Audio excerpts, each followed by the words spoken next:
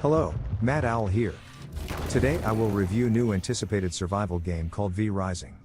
I wasn't sure what to make of it in my first hour or so with it. The Steam Early Access survival game starts out just tasking you with making a vampire lord, rising from a coffin, and collecting resources. Crafting, scrapping, and surviving, it all felt familiar. Yet the isometric world and grim, gothic setting kept giving me more and more Diablo vibes. Soon I had a castle and heart, some weapons and spells to work with, and a domain to call my own. And soon, I'd go on the hunt, and really see where V Rising would set itself apart for me. After putting in a handful of hours with V Rising over the weekend, I can absolutely see why players are so excited about its prospects. If you haven't been checking the Steam charts lately, well, V Rising has been steadily sitting atop them. The new king of the Steam Hill is a survival game, for sure. I've spent a solid amount of time just smacking trees, mining rocks, and collecting resources to turn into better tools for harvesting those resources. Thankfully, there aren't pesky meters like hunger or thirst to keep track of while you're harvesting.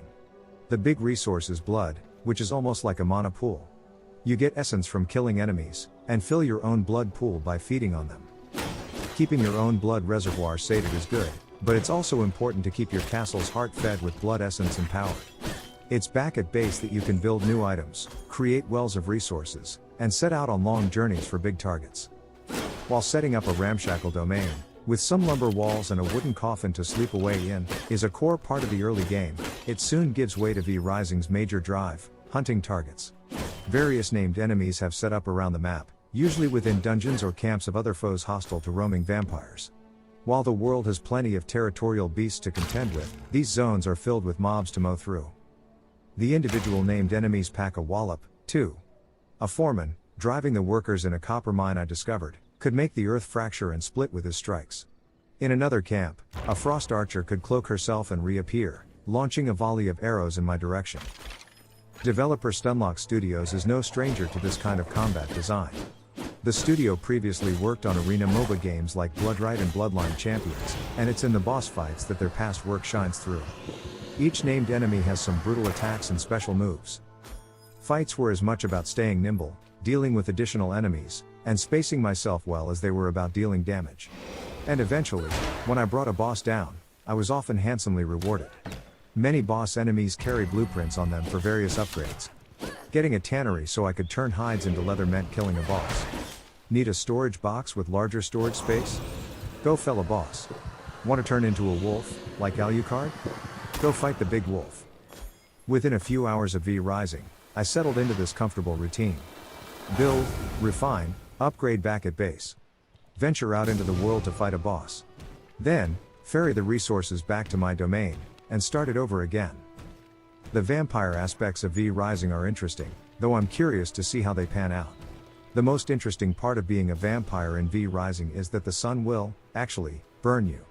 Standing in the shade of trees, or waiting for it to get overcast, means being able to work during the day. Sunlight created an interesting relationship between my surroundings and me, because of this. Harvesting lumber near my base meant destroying potential shade. I soon had a route between prime mining spots and deep forests that I could take during daylight hours. The other option is sleeping through the day in a coffin, but frankly, that's just inefficient. Over time, I built up a solid home. My boundaries expanded out further and further, and various waypoints allowed me to quick travel around the map. New buildings let me establish a better area for myself. I could lure in rats and feed them to a grinder for a constant source of blood, and use an evil lantern to fill the area with mist, blotting out the sun's harmful effects. It's straightforward base building, but it does exactly what it needs to.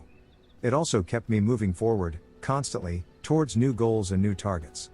And from what I've seen from players much further in than I am, it goes to some wild places. My initial impressions of V Rising are pretty strong, though I'm curious to see where it goes from here. PvP really seems to be the driver for long-term play. It's been fairly straightforward to chop through the content in a solo world. Plus, the vampire versus vampire fights seem like they'd be a hoot. I've been content enough with farming away in my own lands for now, but I'd be curious to see what the PvP side looks like. As is, it looks like V Rising is doing pretty well for its launch. And it definitely seems like Stunlock's got enough interesting ideas to stick around and see how the early access shapes up headed into launch. With some cool thematic ideas and a great head start on combat, especially for a survival game, I'll definitely be keeping an eye on what Stunlock does with V Rising moving forward. Thanks for watching and take care.